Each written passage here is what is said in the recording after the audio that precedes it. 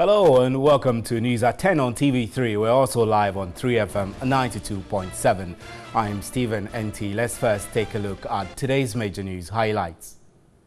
The Governor of Bank of Ghana, Dr. Ernest Addison, says it will investigate and sanction officials whose activities led to the collapse of UT Bank and Capital Bank. He justified the central bank's approval of GCB's takeover, saying it will protect depositors' funds as well as strengthen the banking sector to promote financial stability.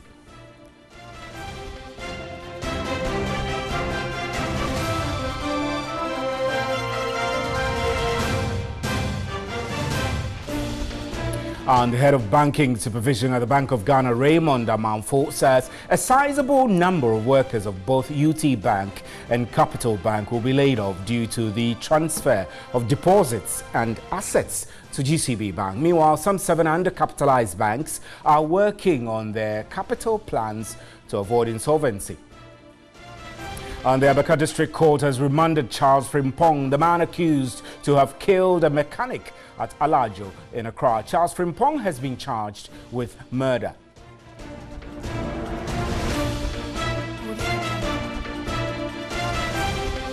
Child Rights International Ghana, the West Africa Examinations Council and 2 others have come to an agreement to settle out of court the matter involving 201 candidates from the Bumpurugu Nyonyo district who could not write 2 papers in the 2017 BEC. Child Rights International sued the West Africa Exams Council, the Ghana Education Service and the Attorney General as nominal party after WAEC failed to organize fresh examinations for the affected candidates.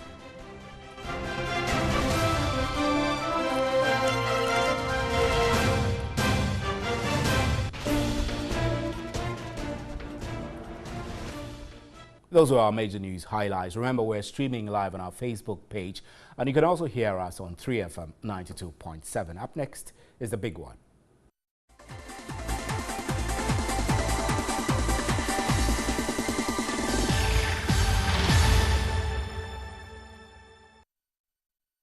Welcome back. Now, the Governor of Bank of Ghana, Dr. Ernest Addison, says it will investigate and sanction officials whose activities led to the collapse of UT Bank and Capital Bank. He justified the central bank's approval of GCB Bank's takeover, saying it will protect depositors' funds as well as strengthen the banking sector to promote financial stability.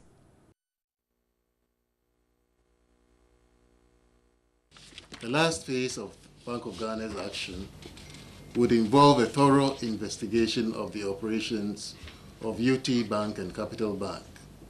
An appropriate action will be taken against shareholders, directors, and key management personnel who are found to be culpable. Section 123 of the Banks and Specialized Deposit-Taking Institutions Act 2016, Act 930, necessitated a purchase and assumption agreement allowing GCB Bank to take over all deposits liabilities and selected assets of both UT Bank and Capital Bank. Governor of the Bank of Ghana, Dr. Ernest Addison, said the 2 insolvent banks were heavily deficient in capital and liquidity, a threat to the stability of the financial system. UT Bank and Capital Bank were requested to submit restructuring and capital restoration plans. However, the plans that were submitted by these banks were found to be unacceptable. A pro forma balance sheet of liabilities to be taken and assets to be purchased were prepared, and a pool of bidders was asked to express interest. GCB Bank was then selected among 3 others. It has therefore become necessary for us to revoke their licenses and approve this transaction to allow GCB, a large bank with the right balance sheet, to take over all the deposits and selected assets of the 2 banks. Dr. Addison reiterated to customers of the 2 banks that their investments are safe and no depositor will lose his or her funds. All depositors can continue to do normal banking business with GCB Bank. Meanwhile, an official of GCB Bank says it is ready for the takeover. I believe that you all know what GCB is capable of doing. To your question as to whether or not we have the financial muscle to do this, a resounding yes. And it has been revealed that the Bank of Ghana gave UT Bank a special clearance not to publish its reports for a while. This led to the Ghana Stock Exchange lifting a suspension put on the bank last year. The suspension, however, lasted only for a day.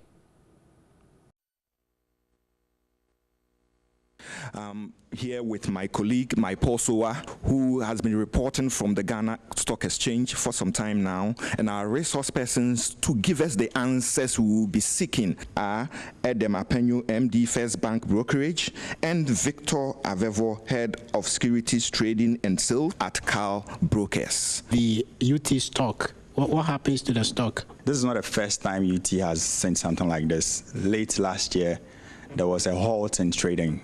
But this halt lasted for a day. That was just a halt. This is a suspension. And so naturally, this morning we've had a lot of calls from clients, shareholders of UT Bank, not setting up the future. So the panic fine has come, but they should relax because the GSE is going to look after their best interest. What it is that currently no person can trade, buy or sell UT shares. So when there's a suspension, the GSE releases a press statement and then it writes to the issuer. As it is now, I'm assuming GSE would have written to UT Bank. UT Bank is supposed to write back to clarify all these issues that have come up. And primarily, the reason why the GSE suspended the listing status of UT Bank is for the fact that they haven't published their financials since 2015, which is another issue we can look at. So would GCB Bank take over UT stock? To be honest, the details are yet to come out. As listed companies, these things require shareholder approvals. I mean, you can't just get up and there's a press statement saying that, look, we are going to take over this. You can do that if you're private. But if you're a listed company, we expect that the proper things are done. So as it is now, we're expecting UT to come out with a press release. We're also expecting if GCB is going to go along with the news. I call it a rumor, really, that's what it is. I call it a rumor. Well, until it is clarified in a press release by GCB Bank, we can't really say. And I'm not in a position to be speaking for GCB Bank. UT has been suspended before for a day for same offense of not publishing accounts. For 2 to 3 years now, they've not done the accounts, they've not published it. Hasn't the stock exchange been soft on UT? All right. I think that this issue came up somewhere last year, and from the notice that came from the GSE today, I would want to lean more on the side that they have been indefinitely suspended, basically because the alliances has been revoked by the Bank of Ghana. Because that is the new thing in the equation as we speak. Prior to this, they have not given us statements from 2015. Now, when this issue came up the first time, the GSE took the step of suspending or halting trading in their shares. And we, or some of us, analysts and brokers, expected that that was going to stay on until the right things were getting done or had been done. But the very following day, we got notice that the halt or suspension has been lifted. So trading was allowed in the shares of UT. And let me say that the issue came up first because we were concerned about the kind of volumes that were trading in UT without underlying information. Now the reason the exchange gave us was that the Bank of Ghana had given UT Bank special clearance to not publish their results for a while, and it was based on that they lifted the suspension or the halt in trading in UT. That may be it, but we, as an exchange, we have rules that govern listed members. And one of the rules says that every quarter, listed companies must publish their unaudited reports. I don't remember the Bank of Ghana being the regulator of the Ghana Stock Exchange. If anything, is the SEC who is the regulator of the stock exchange. As an exchange and as analysts and as industry persons, there's a lot we can learn from this to put things in the right perspective. Otherwise, we'll have a situation where international players will look at our market and not take the market serious. That if there are these rules and somebody is not abiding by those rules, what happens? Were they penalized? What happened that today is kind of being blown on us, that they have their license has been revoked by the Bank of Ghana and they have been being acquired by another listed company? It would be good if already existing regulations are enforced other than new ones being brought on board. My name is Eben Ejekumbuatin. And here in the studio, I'm Stephen Ante. We have been trying to raise Dr. John Gachi, who is a senior lecturer at the University of Cape Coast School of Business, to join us in the conversation. He originally agreed to speak with us, but we're not getting through. We will try and raise him on. But this is News at 10. We have more news for you. Please don't go away.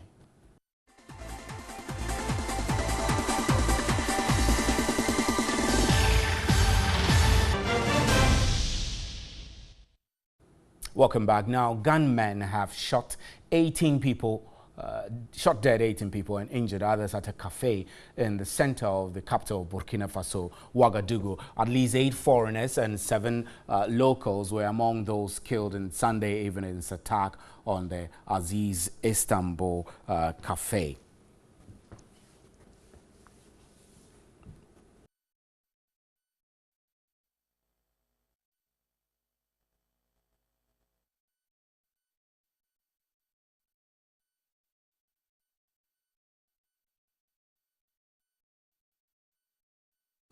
Right, so I'm going to take you through a timeline of attacks in Burkina Faso since December 2016. In 2016, there were 12 deaths. 12 soldiers died in an attack by Islamist militants in the north near the Mali border. Al-Qaeda in the Islamic Maghreb was suspected of carrying out that attack. And then in January, Islamists also attacked Ouagadougou Hotel, which is popular with foreigners. And then Western nationals were among 30 people who died in what has been described as the country's deadliest attacks. Al-Qaeda in the Islamic Maghreb claimed responsibility for those attacks. And then in March of 2017, 2 police posts in the north were attacked and 3 people were killed. In March of the same year, the same month, 2 people were kidnapped and a school was put on fire by jihadists who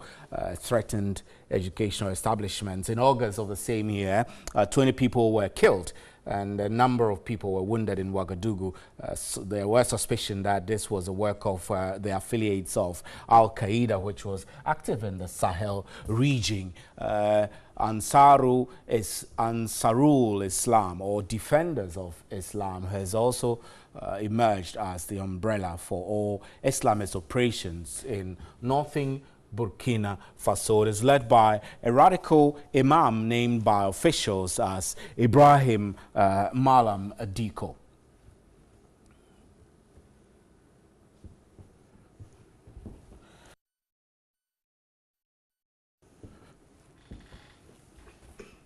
Right, so we have right now Emmanuel Kuting, who is a security analyst, joining us on Skype.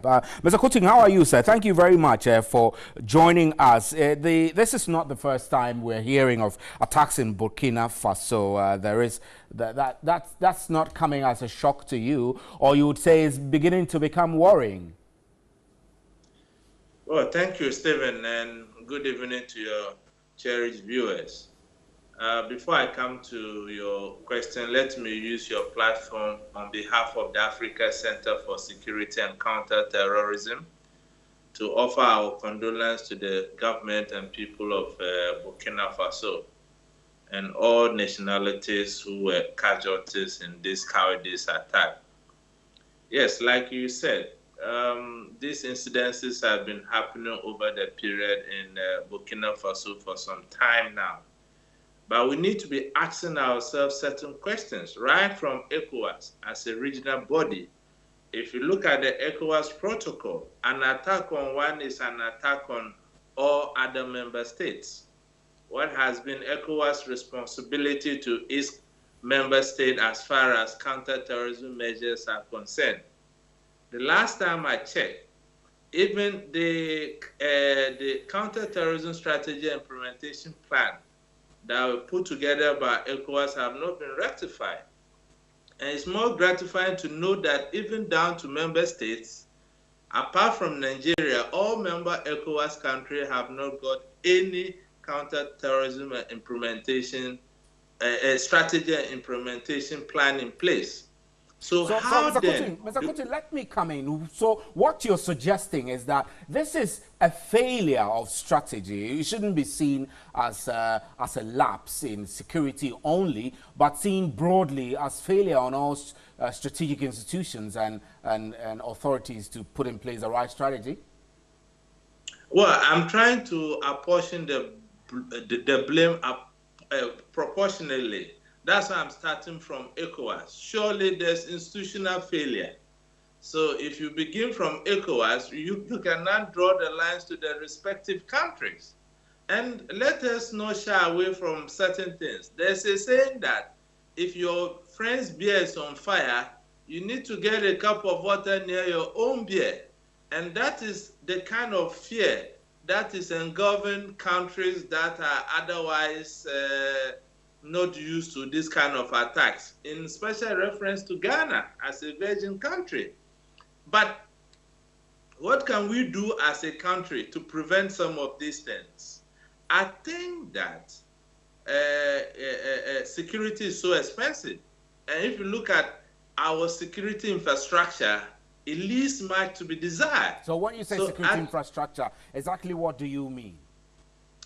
I'm talking about the logistics, the communication tools, and the capacity burden of our security institutions that are mandated to be able to fight some of these things if it does happen. Look at our police service.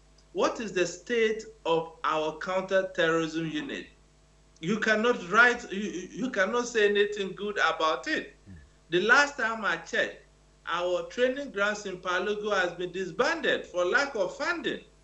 And I want to say that, look, we know we are going through economic challenges, but we need to invest in our security infrastructure and learn from countries like Morocco. Look, Morocco is thwarted. It's an African country, but it's well respected in the international community as far as counterterrorism is concerned. The last terrorist attack on Morocco happened outside its soil, and that was in Libya when its embassy was attacked. What did Morocco do that we cannot learn? It's three things. Morocco invested in its security infrastructure, and if you look at the world overall, they are 14% over their GDP in terms of military spending. What is our percentage in terms of expenditure in our security infrastructure? Right. The second aspect had to do with international corporations. Look, Morocco realized that, look, they have to have cooperation with the Western intelligence. If you recall, in France, I think in 2015, in December, it was through the Moroccan intelligence that the Belgian-Moroccan bond was arrested. The other aspect we need to be looking at is economic opportunities, because these terrorists look at these loopholes and recruit terrorists from there. Look at our teeming youth who are coming out of universities and they don't have jobs. But let me make this quick remark, Stephen. Look at Ghana as a country. When I checked the kind of communication our security agencies use, apart from one other country in the world, Ghana uses the GOTA system and is so unsafe, so unhealthy in the age we are living now, where terrorism is nosing around us.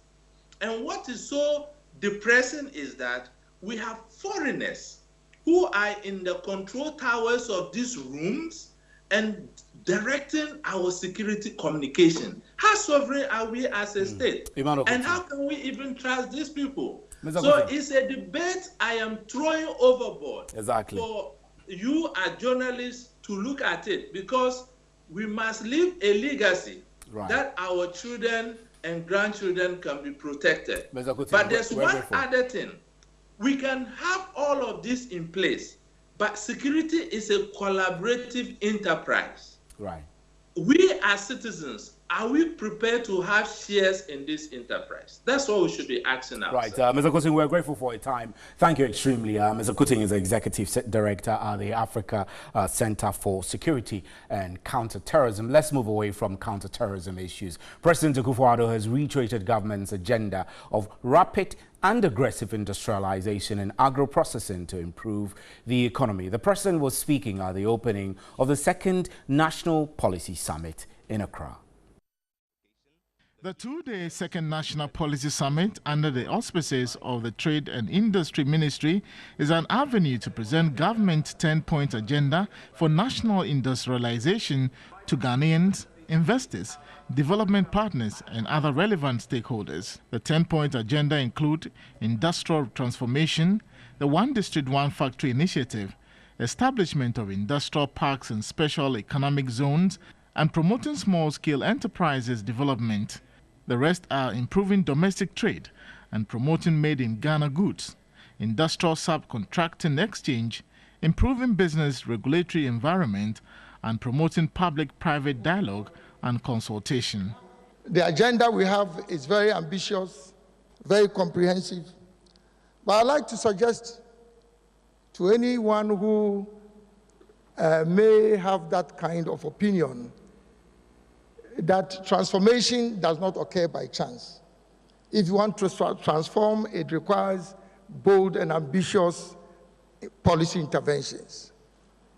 And my only advice to the people of Ghana is that let us not be haunted by the fear of failure, but rather be inspired by the challenge of success. President Akufo-Addo said government is ready to support industry to create jobs and transform the economy. We recognize that macroeconomic stability is a necessary but not sufficient condition for economic transformation. To this end, the MPP's agenda for economic growth and job creation is underpinned by a program of rapid and aggressive industrialization and value addition, especially in agro-processing and light manufacturing.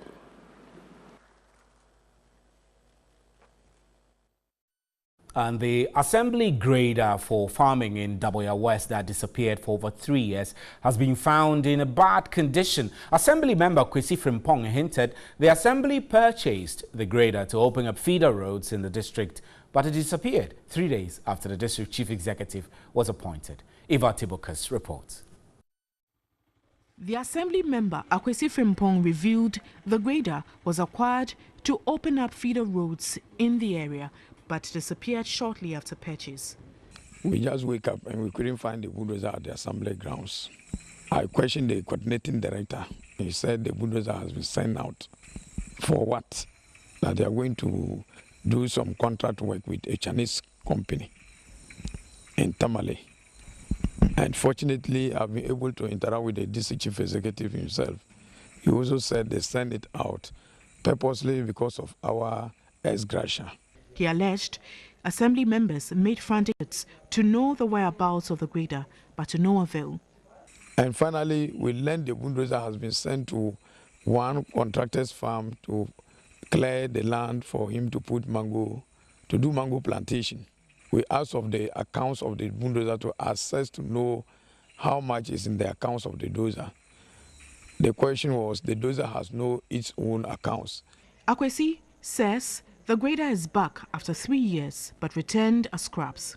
We just wake up and saw the bulldozer standing. Since it left here 3.5 years, it was 29th of March this year that they returned the bulldozer to the assembly. As they brought it, even the batteries for the dozer was missing. So the dozer cannot even push even a single small tree. The disgruntled assembly member alleges foul play and demands to know amounts accrued from the services of the grader over the period of its disappearance. The grader is currently at a workshop in Tamale. And on that interesting note, we draw the curtain for News at 10. I'm Stephen Enti. Thank you for making time for us and then leaving your dial on 3FM 92.7. On behalf of the crew, good night. There is more news at 3news.com.